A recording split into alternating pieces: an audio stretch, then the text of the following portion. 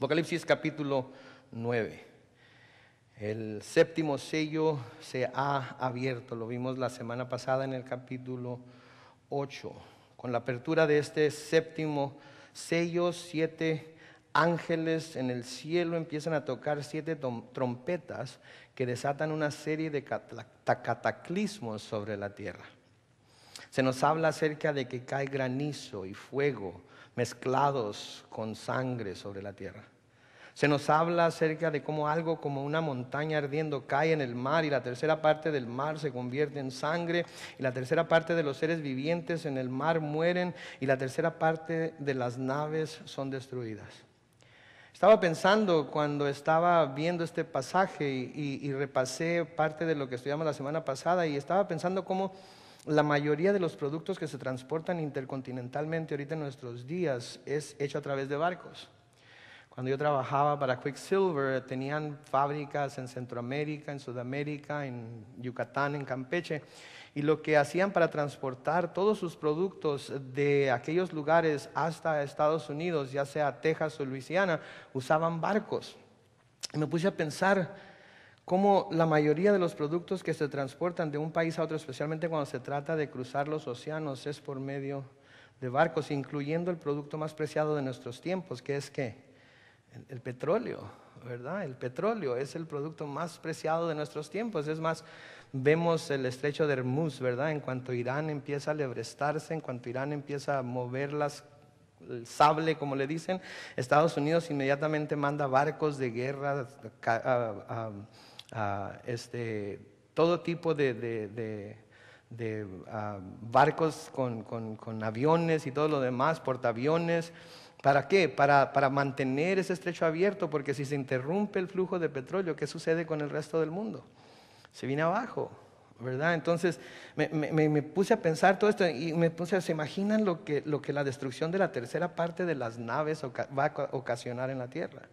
¿Verdad? La escasez de productos, la escasez de petróleo, la escasez de todo lo que conocemos, el alza de precios, ¿verdad? No sin razón, la palabra de Dios nos habla acerca de hambres que va a haber en los últimos tiempos, de hambres que va a haber durante la gran tribulación y cómo se va a tener que gastar un día de salario para comprar una libra de trigo, ¿verdad? Luego se nos habla también de una estrella que cae del cielo sobre la tercera parte de los ríos y sobre las fuentes de aguas, y las aguas se hicieron amargas de tal manera que nadie podía tomar agua y por esta causa se nos dice que muchos murieron. Luego se nos habla acerca del sol y la luna y las estrellas y cómo estos son afectados y cómo la tercera parte de la tierra se oscurece. Se oscurece. Imagínense ustedes, la tercera parte de la tierra oscura. Yo no sé si ustedes han mirado fotos que se toman del espacio cuando se ve claramente la división entre la parte de la tierra en donde es día y la parte de la tierra en donde es noche. Se miran completas tinieblas. Yo no sé si les ha tocado, por ejemplo, ir a acampar en donde no hay luz artificial y el sol se mete y quizás esté nublado. No puede ver uno enfrente de uno mismo. Si no lleva una lámpara de mano para ver algo con qué alumbrarse, no se ve absolutamente nada. Entonces, la tercera parte de la tierra se oscurece. Y el capítulo 8 de Apocalipsis termina con una forma de advertencia, hablando de las cosas que todavía están por pasar. Miren el capítulo 8 y el versículo 13 de Apocalipsis. Y miré y oí a un ángel volar por en medio del cielo diciendo a gran voz: ay, ay, ay de los que moran en la tierra a causa de los otros toques de trompeta que están para sonar los 3 ángeles. Entonces se han sonado 4 trompetas, quedan 3 todavía por sonar y este ángel está advirtiendo que va a ser algo horrendo comparado todavía con lo que ya está pasando. Todo parte de este séptimo sello que se ha abierto y que ha desatado todos estos sucesos sobre la tierra. Ahora, hasta ahorita todo lo que está pasándole a la tierra, ¿sí? Como mundo, como planeta. Está teniendo su efecto sobre la humanidad indirectamente, pero no sobre las personas, es más bien sobre todo lo que es natural. Los árboles, las plantas, los mares, los cielos, las estrellas, todo lo que viene siendo parte del universo, todo lo que viene siendo parte de la creación. está siendo afectada por todo ello. Y sí, el hombre va a ser afectado, pero no como va a ser afectado cuando cuando se toquen las siguientes 3 trompetas. Entonces, lo que está sucediendo aquí es como lo que sucedió en el caso de Job. ¿Se acuerdan? Cuando Satanás se presenta delante de Dios con los otros hijos de Dios y Dios le menciona a Job y Satanás le dice, pues sí, ¿cómo no te va a adorar? Si lo tienes todo bien cuidado, le tienes todo lo que necesita, pero quítale sus bienes y verás cómo te maldice, ¿verdad? Y el Señor le dejó que le quitara todos sus bienes, inclusive sus hijos, sus casas, sus hijas, su ganado, todo lo perdió, ¿verdad? Porque Dios permitió que esto sucediera a Job. Dios permitió que Satanás hiciera eso. Pero luego cuando Satanás se presenta delante de él una vez más y Dios le señala cómo Job se mantuvo fiel aún a pesar de todo lo que se le había quitado, sucedió algo. Satanás le dijo algo al Señor en Job 2, los versículos 4 y 5, se nos dice que respondiendo Satanás dijo a Jehová, piel por piel, todo lo que el hombre tiene dará por su vida. Pero extiende ahora tu mano y toca su hueso y su carne y verás si no blasfema contra ti en tu misma presencia. Y Jehová dijo a Satanás, he aquí, él está en tu mano, mas guarda su vida. Entonces podemos ver que ahora esto es lo que está sucediendo con la humanidad. Esto es lo que va a suceder con la humanidad. Se ha tocado todo lo material que conocen, se ha tocado todo lo material que de alguna manera da comodidad a su vida, que de alguna manera da seguridad a su vida, pero ahora su mismo cuerpo va a ser tocado. ¿Saben qué? Esto me recuerda de cómo Dios es tan consistente, cómo Dios no cambia en nada. Toda la palabra de Dios de principio a fin nos presenta a un Dios que nunca cambia su manera de ser. Si los creyentes somos probados a veces quitándosenos todas las cosas materiales que tenemos, para que podamos así probar nuestro corazón y ver si tenemos algo que es más importante que Dios para nosotros. Va a llegar el momento en el que todos los incrédulos que queden atrás durante la gran tribulación van a ser probados de la misma manera. Dios no va a dejar que ellos no sean probados de la misma forma. Y Dios es consistente a través de todas las edades en cómo Él funciona, en cómo Él lleva a cabo estas cosas. Así ahora la humanidad va a ser probada en sus cuerpos físicos. Van a ser tocados por la ira de Dios. Y vamos a ver que la reacción de ellos, la reacción que ellos manifiestan en su vida cuando son tocados de esta manera, revelan claramente el corazón de ellos. Revelan en realidad el corazón que tienen. Porque esa es la razón por la que existen las pruebas. Las pruebas revelan el corazón del hombre. Tanto del hombre creyente o la mujer creyente como del hombre y la mujer incrédula. Por eso son las pruebas. Y los primeros que nos admiramos a veces de cómo reaccionamos a las pruebas somos nosotros mismos. Porque a veces no pensamos que íbamos a reaccionar como reaccionamos. A veces pensamos que nosotros somos lo suficientemente fuertes, maduros en la fe, que nada nos va a mover. Y cuando llegan las pruebas y nos sacuden, a veces como todo ser humano empezamos a preguntar, pero ¿por qué? ¿Por qué a mí? ¿Por qué yo? ¿Por qué ahora? Etcétera, etcétera.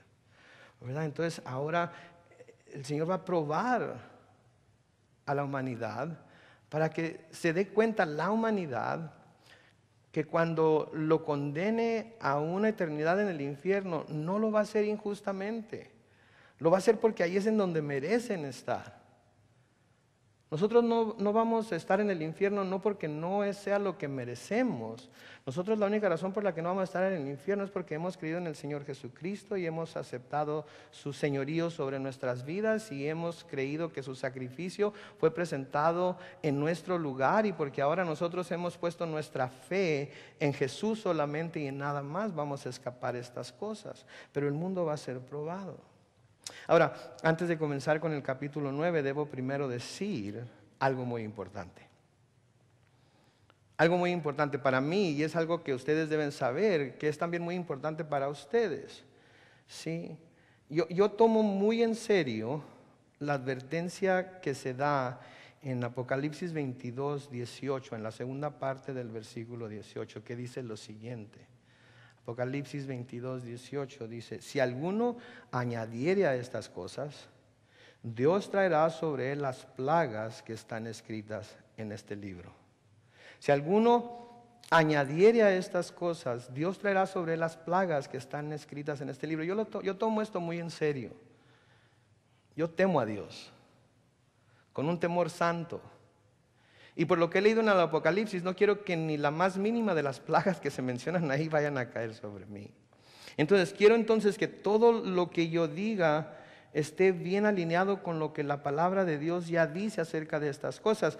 Y quiero advertirles algo, que donde la palabra de Dios permanezca callada acerca de tal o cual asunto, yo también permaneceré callado.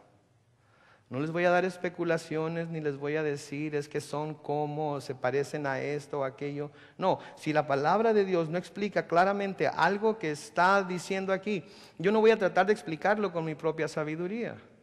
Entonces, si la palabra de Dios está callada, permanece callada acerca de algo, yo también voy a permanecer callado. Y les voy a decir solamente aquello que yo pueda respaldar con el resto de la palabra de Dios. Y si no lo puedo respaldar con la palabra de Dios, les estaría dando conjeturas, mi propia opinión, lo que yo pienso.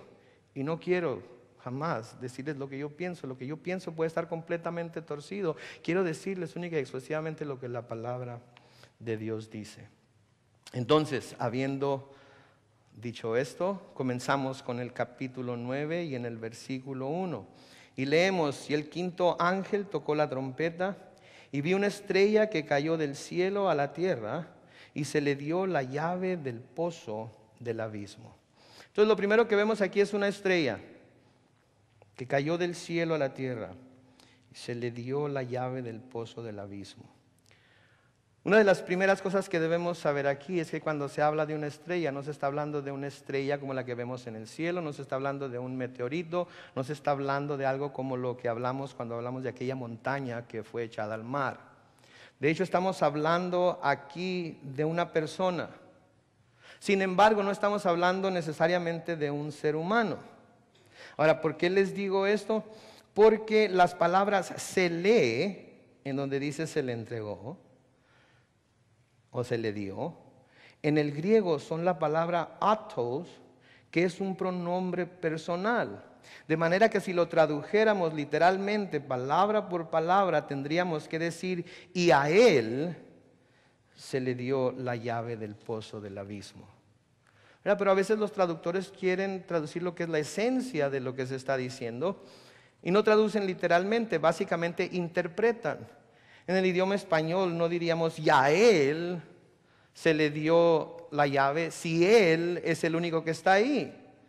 Porque él es el único que está ahí, podemos decir, se le dio la llave y sabemos que fue a él. ¿Sí? Entonces, él es una persona. De nuevo, no necesariamente un ser humano, pero una persona. Algo que tiene personalidad. Por el artículo él.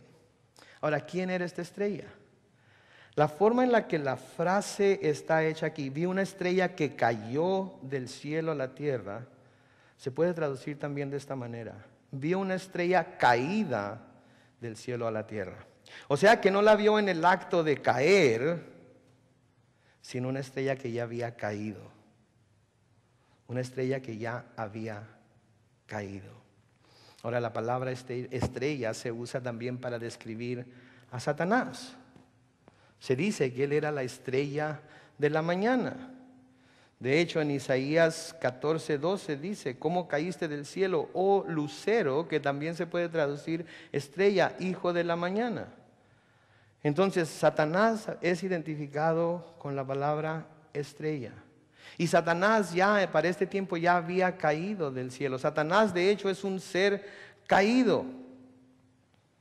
Satanás es un ser que ya ha caído del cielo, caído en el sentido de que él ya no tiene su morada en el cielo con Dios, como los ángeles buenos.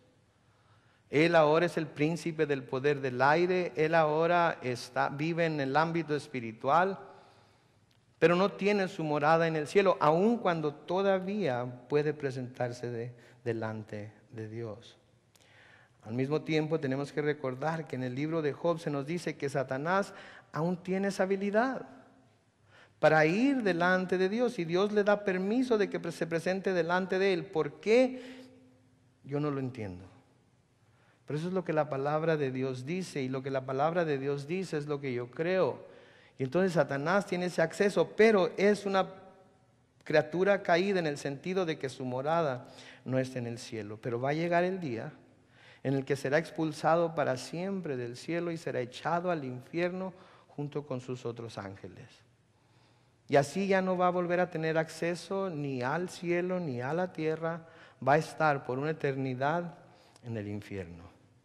No lo vamos a estudiar, simplemente lo vamos a leer para ver que esto va a suceder. En Apocalipsis capítulo 12 y el versículo 10 se nos dice: entonces oí una gran voz en el cielo que decía: ahora ha venido la salvación, el poder y el reino de nuestro Dios y la autoridad de su Cristo, porque ha sido lanzado fuera el acusador de nuestros hermanos, el que los acusaba delante de nuestro Dios día y noche. Entonces ahí va a ser cuando Satanás finalmente va a ser echado. Finalmente ya no va a tener nada que ver ni en el cielo ni en la tierra, y entonces es cuando ya va a dejar de existir nuestro acusador. Se nos dice que a esta estrella que es Satanás, que ya ha caído del cielo. Inclusive nuestro Señor Jesucristo les dijo a sus discípulos, ¿se acuerdan? Yo miré caer a Satanás del cielo. A este se le dio la llave del pozo del abismo. ¿Qué es el abismo? Necesitamos saberlo porque esto es lo que nos ayudará a entender lo que sigue. Si no sabemos qué es el abismo, entonces todo lo que sigue no va a tener sentido para nosotros y vamos a tener que hacer todo tipo de conjeturas y sacar todo tipo de conclusiones para poder explicar lo que sigue adelante. Busquen subir en Mateo 8. Mateo 8. Vamos a ver algunos pasajes que nos van a ayudar a entender un poco mejor lo que es el abismo. En Mateo capítulo 8, comenzando con el versículo 28, se nos dice lo siguiente: cuando llegó a la orilla, a la tierra de los Gadarenos, este es Jesucristo con sus discípulos yendo sobre el mar de Galilea, cruzando de una orilla a otra. Vinieron a su encuentro dos endemoniados que salían de los sepulcros, feroces en gran manera, tanto que nadie podía pasar por aquel camino. Y clamaron diciendo: ¿qué tienes con nosotros, Jesús, Hijo de Dios? ¿Has venido acá para atormentarnos antes de tiempo? Vamos a detenernos ahí un momento. Noten, estos eran dos endemoniados. Los que están hablando a través de ellos son demonios. Y noten cómo al parecer estos demonios sabían que llegaría el día en el que serían atormentados. Pero también sabían que ese día aún no había llegado. Sabemos que el Señor Jesucristo finalmente derrotó a Satanás y todos sus demonios cuando murió en la cruz. En ese acto de, según el Satanás y según el mundo, de debilidad, al entregar su vida y morir en la cruz, fue cuando derrotó a Satanás, porque resucitó de los muertos, tomó su vida de nuevo, Él la entregó, Él la tomó, y así fue como derrotó a Satanás. Entonces aquí los demonios parece ser que sabían que iba a llegar un día en el que esto iba a suceder, iban a ser atormentados, pero también sabían que ese día aún no había llegado. Versículo 30 dice: estaba paciendo lejos de ellos un hato de muchos cerdos, y los demonios le rogaron diciendo: si nos echas fuera, permítenos ir a aquel hato de cerdos. Y les dijo, o él les dijo: id. Y ellos salieron y se fueron a aquel hato de cerdos, y aquí todo el hato de cerdos se precipitó en el mar por un despeñadero y perecieron en las aguas. Y los que los apacentaban huyeron, y viniendo a la ciudad contaron todas las cosas y lo que había pasado con los endemoniados. Y toda la ciudad salió al encuentro de Jesús, y cuando le vieron le rogaron que se fuera de sus contornos. Eso es lo que Mateo recuenta de esa ocasión. Lucas nos da un poco más de información acerca de este incidente, y es ahí en donde vamos a poder ver, en el libro de Lucas, vamos a poder ver de lo que estos demonios estaban hablando cuando hablaban de ser atormentados. Lucas nos dice que Jesús tiene un tipo de conversación con estos demonios y que de hecho les pregunta su nombre. Lucas 8, 30 y 31, después de que el Señor empieza a hablar con ellos, nos dice que le preguntó Jesús diciendo a la persona endemoniada, al demonio que tenía poseída esta persona: ¿cómo te llamas? Y él dijo, Legión, porque muchos demonios habían entrado en él. Ahora, al llamarse a sí mismo Legión, pudiera ser que el demonio había querido impresionar al Señor con la cantidad que se tiene como el número de soldados que pertenecen a una legión. Una legión romana consistía de 6,000 soldados. Ahora, ¿puede una persona ser poseída por 6,000 demonios? No lo sabemos. Sabemos que María Magdalena tenía 7 demonios que el Señor Jesucristo le sacó, pero 6,000 no lo sabemos. ¿Sí? Pero legión puede ser usada aquí simplemente para dar a entender que el número de demonios que esta persona tenía dentro o que poseían esta persona era un número bastante grande. La palabra muchos nos dan a entender eso. Y luego noten el versículo 31. Y le rogaban los demonios a Jesús que no los mandase ir al abismo. Los demonios le están diciendo a Jesucristo, mira, no nos vayas a mandar al abismo. No nos vayas a mandar a ese lugar en el cual sabemos que está destinado para nosotros en un momento dado, en el día que vamos a ser enviados para allá. No nos vayas a enviar para allá. Ahora, no pueden estar hablando aquí de echarlos al mar, porque ellos mismos se echan al mar después de entrar en el hato de cerdos. Están hablando del pozo en el cual se encuentran cautivos muchos de los demonios de Satanás, que en ese día, del que estamos hablando aquí en Apocalipsis 9, van a ser soltados sobre la tierra. Debemos recordar que Satanás es un ser creado, es un ser que no tiene poder infinito, no es omnipotente como Dios, su poder es limitado. La cantidad de demonios que tiene a su disposición es limitada. La fuerza que tiene es limitada. Y siempre es limitado por Dios en todo lo que Él hace. Entonces nos equivocamos al darle a Satanás, al atribuirle a Satanás más poder del que realmente tiene. Dios y Satanás no son el yin y el yang, la fuerza del bien y la fuerza del mal. Satanás nunca, jamás podrá tener, nunca ha tenido el poder que tiene Dios. Pero Satanás es un instrumento de Dios, por medio del cual, de nuevo, tienta, prueba la fe del hombre. Y hay quienes caen ante esas tentaciones y esas pruebas y sellan su destino por medio de Satanás. Pero Satanás no tiene una cantidad ilimitada de demonios que le ayuden. Muchos de los demonios que dejaron el cielo, de los ángeles que se hicieron demonios que dejaron el cielo con Satanás, fueron encarcelados, fueron echados en este abismo del que se nos habla aquí, y están en ese lugar hasta el día en el que van a ser soltados cuando Dios le dé la llave del abismo a Satanás. Pedro nos habla un poco acerca de esto en segunda de Pedro, en el capítulo 2 y el versículo 4, hablando Pedro aquí acerca de los falsos profetas y diciendo que Dios los va a juzgar un día. Les da el ejemplo de estos ángeles, en donde dice, porque si Dios no perdonó a los ángeles que pecaron, sino que arrojándolos al infierno los entregó a prisiones de oscuridad para ser reservados al juicio. Entonces hay ángeles ahorita en el infierno, en este abismo, abuso en griego, que están encadenados, que están en una cárcel, que están sujetos a esta oscuridad, que están siendo reservados para cuando el juicio final de Dios sea llevado a cabo sobre toda la creación. Judas también nos da algo de información acerca de esto. En Judas, en el versículo 6 de Judas, se nos dice, y a los ángeles que no guardaron su dignidad, sino que abandonaron su propia morada, los ha guardado bajo oscuridad en prisiones eternas para el juicio del gran día. De este lugar entonces es del que se está hablando aquí, y de este lugar, que es una prisión para muchos de los demonios de Satanás, es de donde va a surgir lo que vamos a leer a continuación. Ahora, le mencioné en estudios anteriores que un día nos vamos a dar cuenta de cuánto ha estado protegiendo Dios a sus hijos y de hecho protegiendo a la humanidad entera. ¿Por qué? Porque está dando oportunidad al hombre de que se arrepienta y se acerque a Él.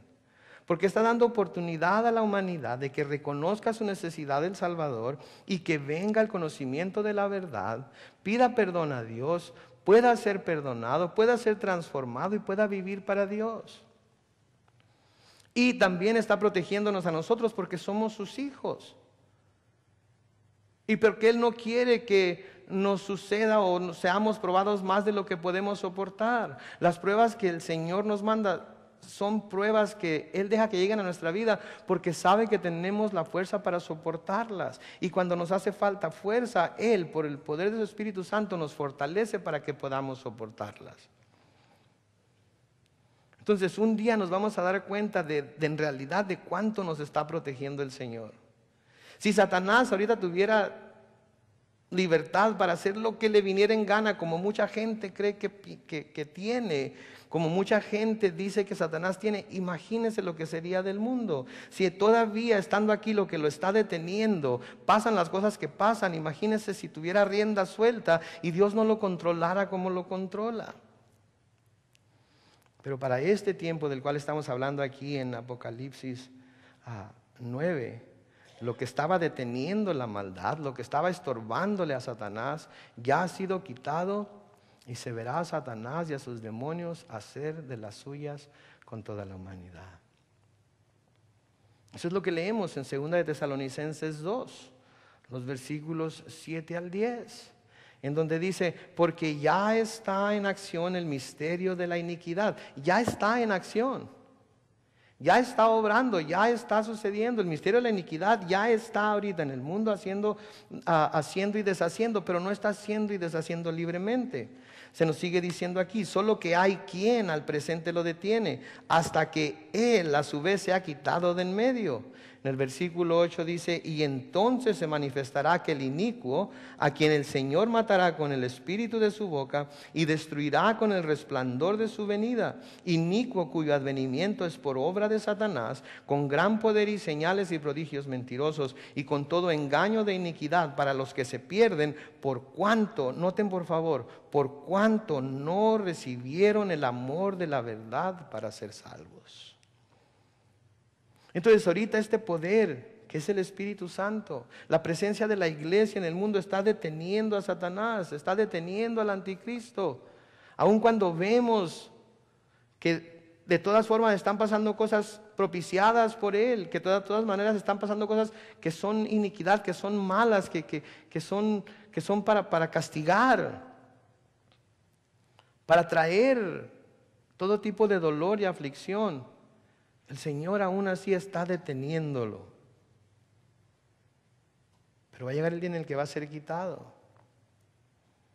Y si ahorita las cosas son difíciles, imagínese el día que éste sea quitado. Entonces, habiendo visto quién es esta estrella y lo que es el abismo, podemos entonces ver lo que sucede cuando éste es abierto. Y ahora lo podemos ver con claridad, porque sabemos que lo que va a suceder aquí en estos próximos versículos van a ser cosas que van a salir de ese abismo cuando sea abierto. Versículo 2 de Apocalipsis 9 entonces dice, y abrió el pozo del abismo y subió humo del pozo como humo de un gran horno, y se oscureció el sol y el aire por el humo del pozo. Entonces se abre este abismo, se abre este pozo, y lo primero que sale es humo de este pozo. Y este humo es tan espeso que se oscureció el sol y el aire por este humo que ha salido. Como si fuera poco que ya habían sido afectadas el sol, la luna, las estrellas, y que la tercera parte de la tierra estuviera oscurecido, ahora viene este humo que las oscurece aún más. ¿Se imagina usted las tinieblas que va a haber en el mundo, que va a haber alrededor del mundo en este tiempo? ¿Se imagina usted la oscuridad? ¿Se imagina usted el temor? ¿Se imagina usted todo lo que va a estar sucediendo? Aparte de todas las catástrofes, calamidades, oscuridad. Versículo 3 dice, y del humo salieron langostas sobre la tierra, y se les dio poder como tienen poder los escorpiones de la tierra, y se les mandó que no dañasen a la hierba de la tierra, ni a cosa verde alguna, ni a ningún árbol, sino solamente a los hombres que no tuviesen el sello de Dios en sus frentes. Se me está moviendo el ojo de vidrio.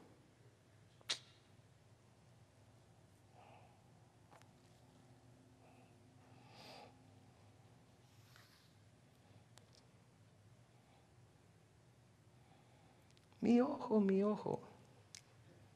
No se preocupen. Traigo mi otro par de ojos. Satanás no quería que leyera esto, así es que... Entonces, versículo 3, y del humo, oigo un eco, Henry, no sé qué está pasando, oigo un eco muy, muy pronunciado. Y del humo salieron langostas sobre la tierra, y se les dio poder, como tienen poder los escorpiones de la tierra, y se les mandó que no dañasen la hierba de la tierra, ni cosa verde alguna, ni a ningún árbol, sino solamente a los hombres que no tuviesen el sello de Dios en sus frentes. Entonces, sale el humo de este pozo, sale el humo del abismo. Y del humo salen las langostas. Sí, está muy claro, estas langostas salen de este pozo.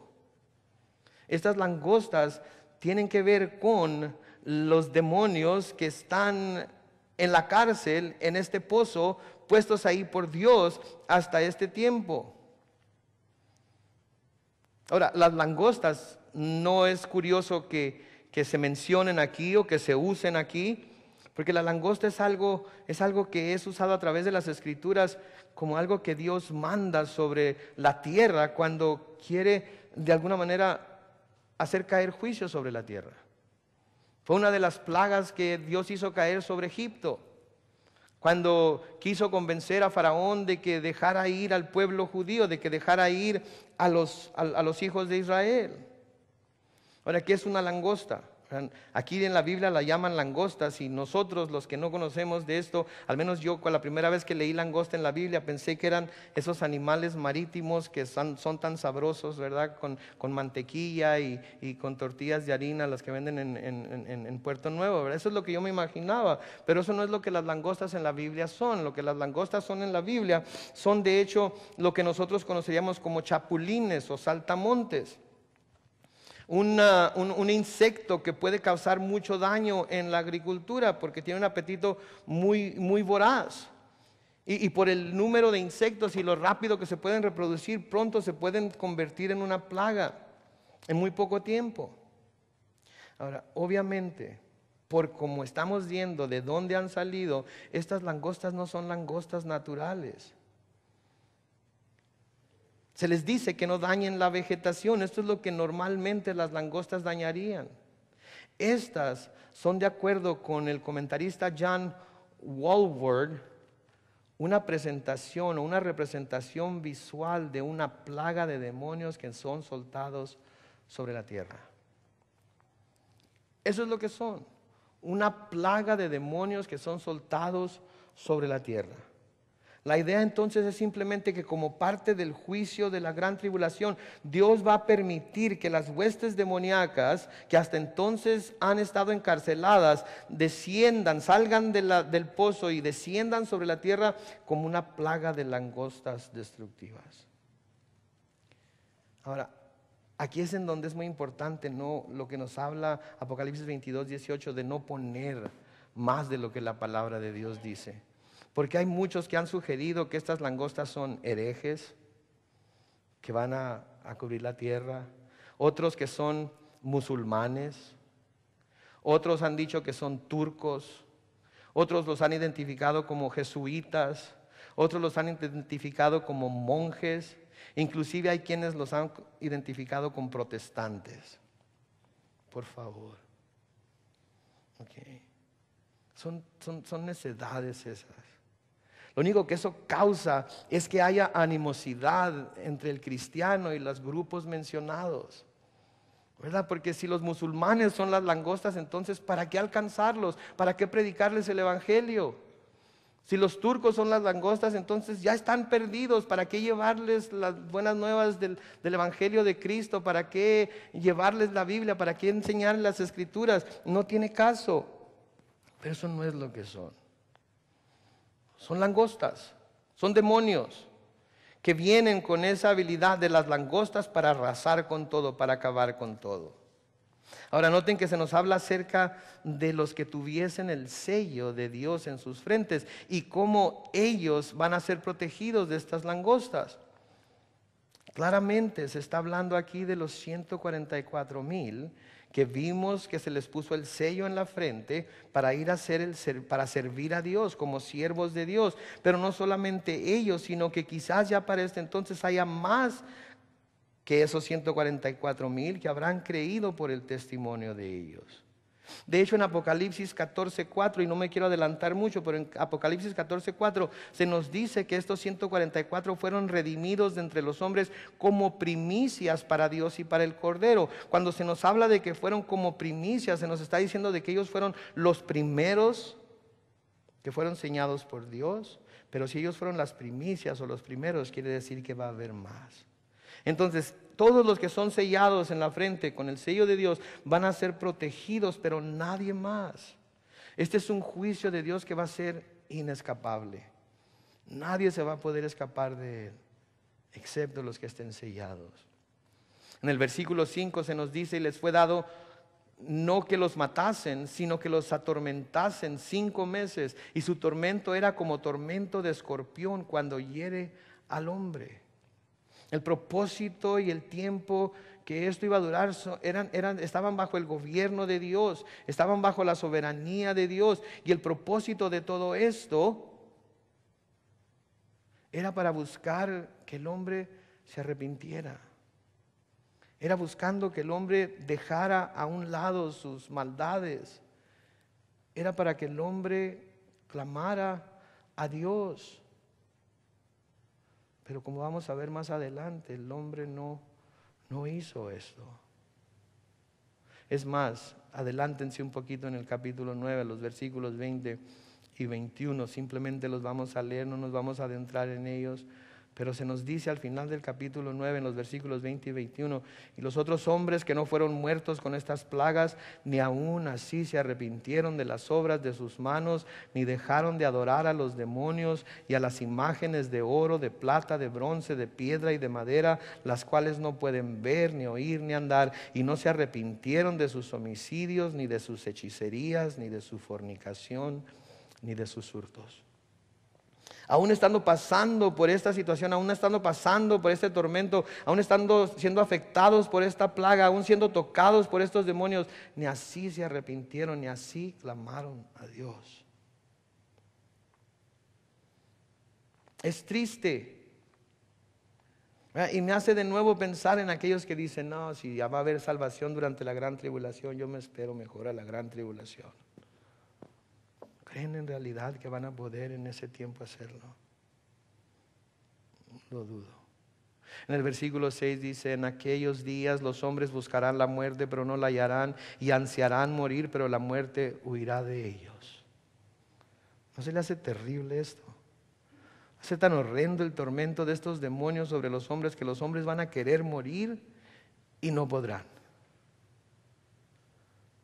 Los hombres van a querer morir y dejar de sufrir por lo que estos demonios están causando, el dolor que estos demonios están causándoles, pero la muerte no se les otorgará y no dejará que escapen el juicio de Dios. Noten aquí que dice que su tormento era como tormento de escorpión cuando hiere al hombre. Leí algo acerca de los piquetes de escorpión. Leí que el piquete de escorpión es extremadamente doloroso, pero que raras veces produce la muerte. O sea que es nada más un dolor muy intenso. Yo no sé si a ustedes alguna vez los ha picado una abeja.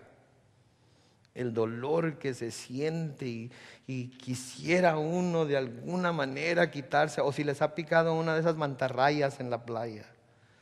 O un jellyfish que les haya quemado en la playa. Un dolor que se siente, que quisiera uno cortarse el pie, cortarse el dedo para no sentir lo intenso del dolor.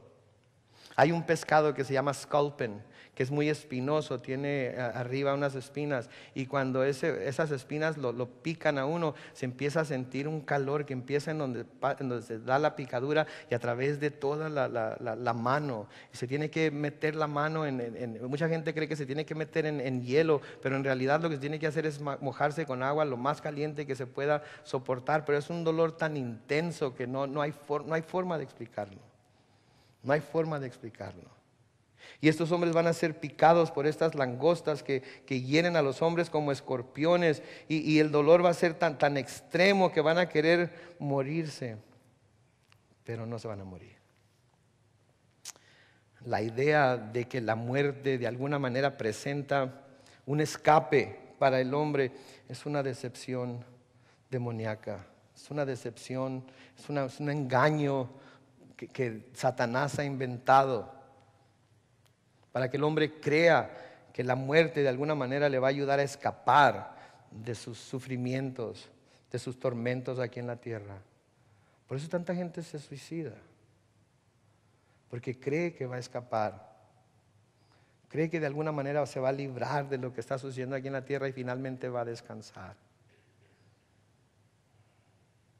Pero no hay descanso. Leí acerca de los que cometieron aquellos asesinatos en Littleton, Colorado, en la escuela de Columbine, hace algunos años. Y leí cómo se habían grabado ellos mismos en video antes de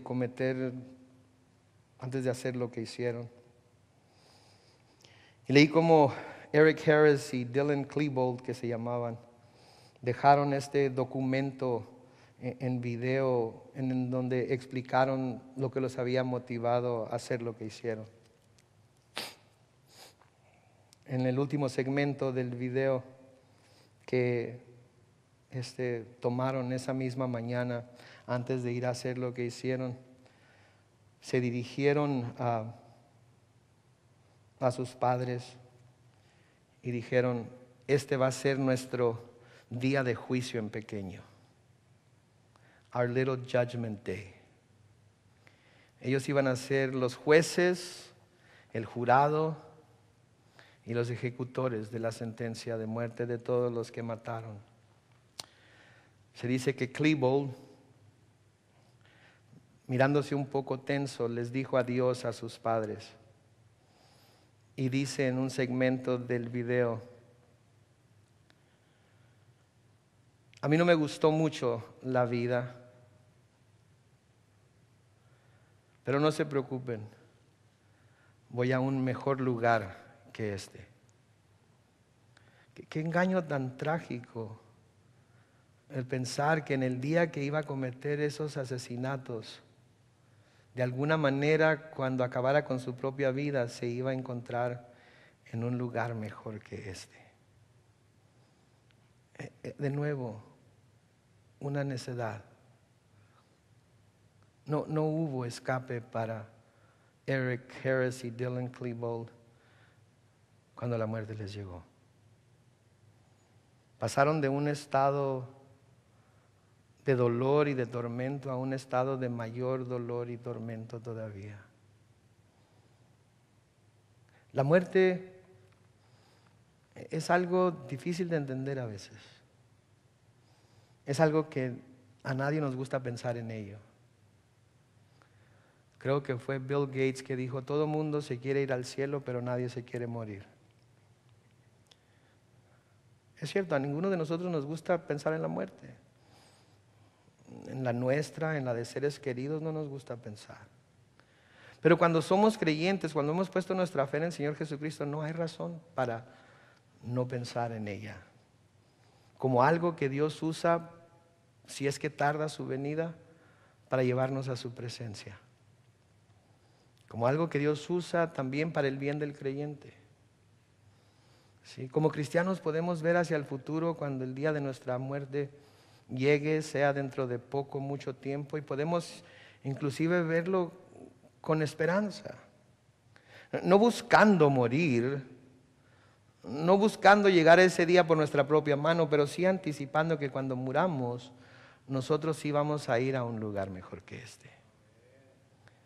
Pablo lo dice de esta manera en Filipenses 1, 21 y 24, en donde escribe: porque para mí el vivir es Cristo y el morir es ganancia. Cuando la persona vive para Cristo, el morir es ganancia. Cuando la persona vive en Cristo, el morir es ganancia. Cuando todo lo que la persona es está envuelta en Cristo, el morir es ganancia. En el versículo 22, Pablo escribe: mas si el vivir en la carne resulta para mí en beneficio de la obra, no sé entonces qué escoger. Estoy entre la espada y la pared. Quiero quedarme en la obra y ser de beneficio en ella, pero desearía estar en el cielo. Versículo 23 dice: porque de ambas cosas estoy puesto en estrecho, teniendo deseo de partir y estar con Cristo, lo cual es muchísimo mejor, pero quedar en la carne es más necesario por causa de vosotros. Esa debe ser nuestra actitud también en cuanto a la muerte y la vida. Eso debería ser lo que nosotros pensamos también acerca de vivir. Para mí el vivir es Cristo y el morir va a ser mi mayor ganancia, la mayor ganancia que yo pueda tener, porque nada en esta tierra se puede comparar con la vida que voy a tener en el cielo con el Señor Jesucristo. Para los cristianos la muerte nos lleva a la bendición eterna.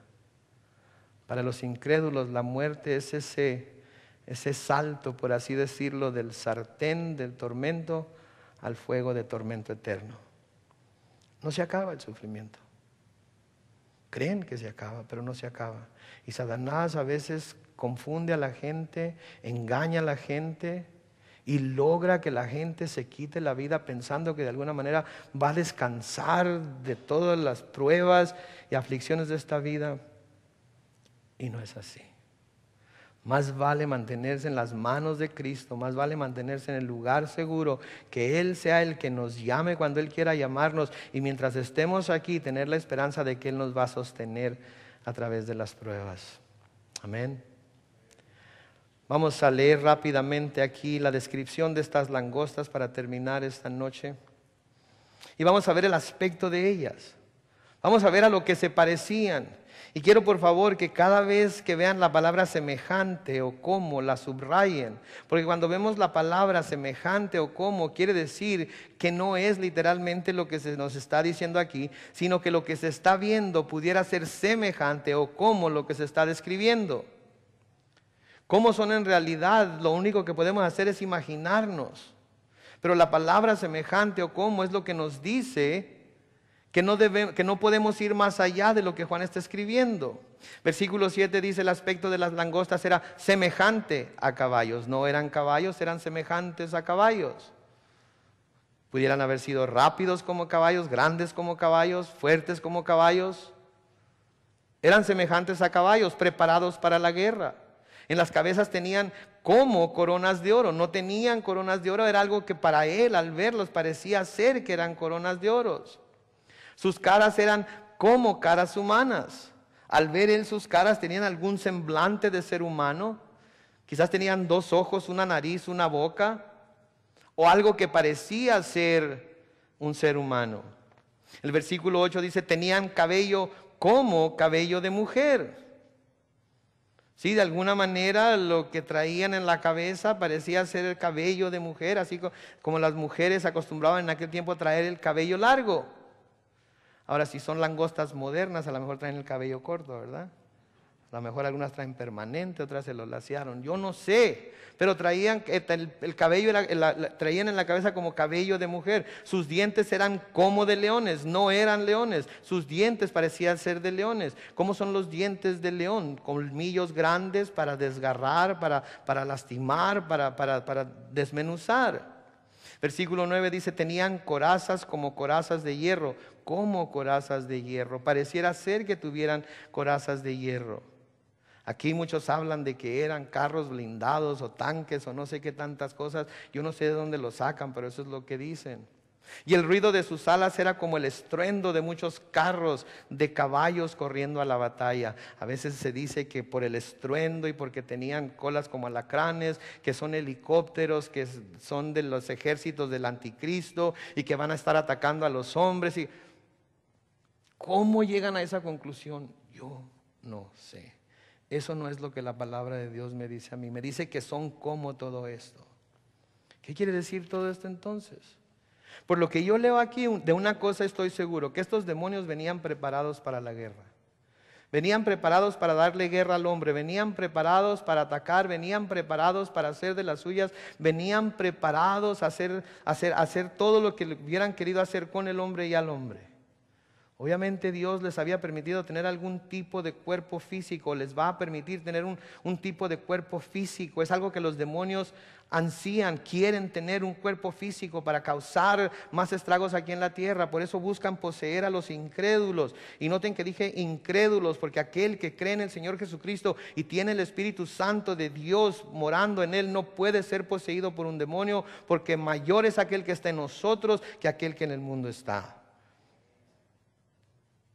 Los incrédulos, y los usan, pero vienen preparados para la guerra, vienen preparados para atacar, vienen preparados para hacer daño. No sé qué estará pasando. Quizás los hombres de ese tiempo, en su soberbia, en su altanería contra Dios, se van a creer John Connor en la película de Terminator, ¿verdad? Y van a querer luchar contra estas máquinas o contra estos demonios que ven físicamente y van a querer destruirlos. O quizás vayan a quererse comportar como Will Smith en la película 4 de julio y van a querer con las armas que les queden luchar contra ellos. No sé, pero estos demonios van a estar listos para la guerra. El versículo 10 dice: tenían colas como de escorpiones, y también aguijones, y en sus colas tenían para poder dañar a los hombres durante 5 meses. Versículo 11 dice: y tienen por rey sobre ellos al ángel del abismo, cuyo nombre en hebreo es Abadón y en griego Apolión, que tanto en una lengua como en la otra quiere decir destrucción. ¿Qué es lo que hace Satanás? ¿Para qué está aquí? Para matar, robar y ¿qué? Y destruir. Él era su rey. Él era el que los movía. Y esto nos aclara más aún que estas langostas no son langostas naturales o comunes como los insectos que conocemos. ¿Saben por qué? Porque en Proverbios 30:27 se nos dice: las langostas que no tienen rey y salen todas por cuadrillas. Las langostas naturales no tienen rey. Estas langostas tienen rey. Estas langostas tienen quien las gobierne. Estas langostas tienen quien las mande. Son huestes demoníacas que salen del abismo con el humo que es desatado para atormentar a los hombres. Entonces, a la luz de lo que Dios nos está revelando en estos pasajes, ¿cuáles son las cosas que debemos recordar como cristianos nosotros? ¿Qué debemos llevarnos de esto? ¿Qué podemos entender de esto? ¿Cómo podemos reaccionar a esto? Quiero darle 2 cosas nada más. Primero, debemos estar agradecidos de que Dios nos ha dado por la fe en Jesucristo la salvación de nuestras almas, y que sea que muramos o que Él venga por su iglesia antes de que esto pase, no tendremos que vivirlo. Él, por amor, murió para salvarnos de todas estas cosas. Saben que a veces pensamos en la salvación: oh, me salvó del pecado, oh, me salvó del infierno, oh, me salvó de... ¿Saben que nos salvó de cosas horrendas que van a caer sobre esta tierra, que no nos podemos ni siquiera imaginar lo horrendo que van a ser? Él por amor murió en la cruz para salvarnos de todo esto. Él por amor derramó su sangre, como recordamos en la noche de hoy, para salvarnos de todo esto. Pablo escribió a los Corintios en 2 de Corintios 5, 14 y 15: el amor de Cristo nos constriñe, pensando esto, que si uno murió por todos, luego todos murieron. Y por todos murió, para que los que viven ya no vivan para sí, sino para aquel que murió y resucitó por ellos. Esa debe ser nuestra actitud. Al ver de lo que Dios nos ha salvado, al ver de lo que Cristo nos ha salvado, debemos de ser constreñidos por ese amor y llegar a la conclusión que Pablo llegó, que si Él murió por nosotros, ahora nosotros que vivimos, debemos de dejar de vivir para nosotros mismos y debemos de vivir para Él, porque Él murió por nosotros.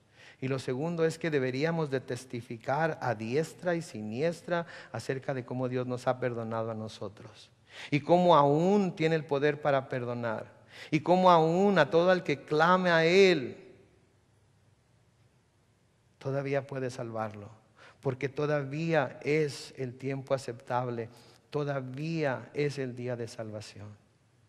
Ahora es el tiempo de arrepentirse y creer, para poder escapar de las consecuencias del pecado, ser restaurados y reconciliados con Dios. Entonces, dos cosas: vivir para Él en agradecimiento por lo que Él hizo, y testificar a diestra y siniestra a los que aún no han venido a sus pies, para que no pasen por esto. Yo temo por mis hijos.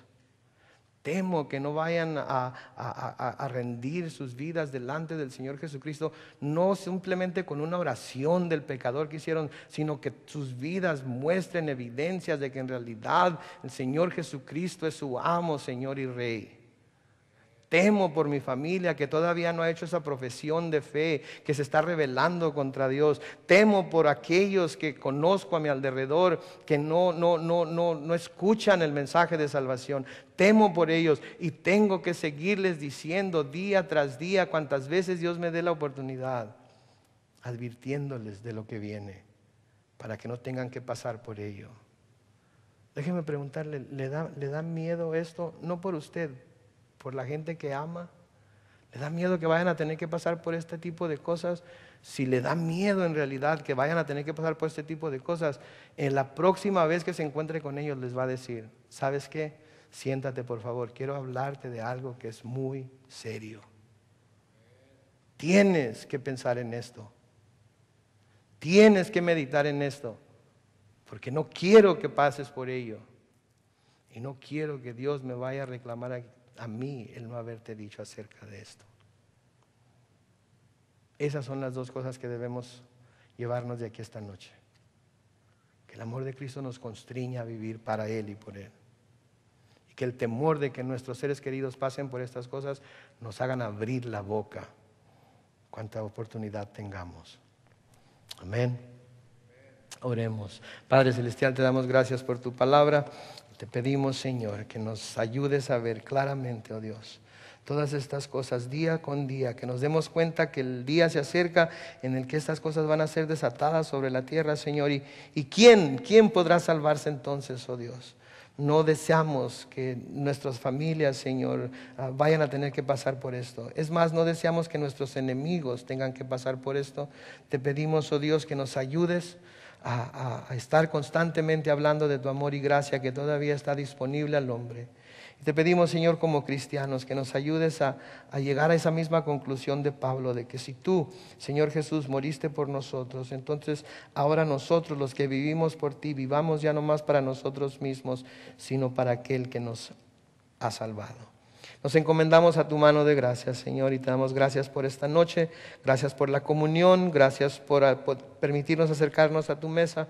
Y Señor, tráenos de nuevo a este lugar para seguir nuestro estudio en este libro que nos ha abierto los ojos, Señor, a tantas cosas que están por pasar en el futuro. Nos ayuden a estar preparados, oh Dios, y más aún a hablar y advertir a los demás para que no tengan que pasar por ellas. En el nombre de Cristo Jesús. Amén y amén. Dios les bendiga. La semana que entra seguimos con la segunda parte del capítulo 9. Bye bye.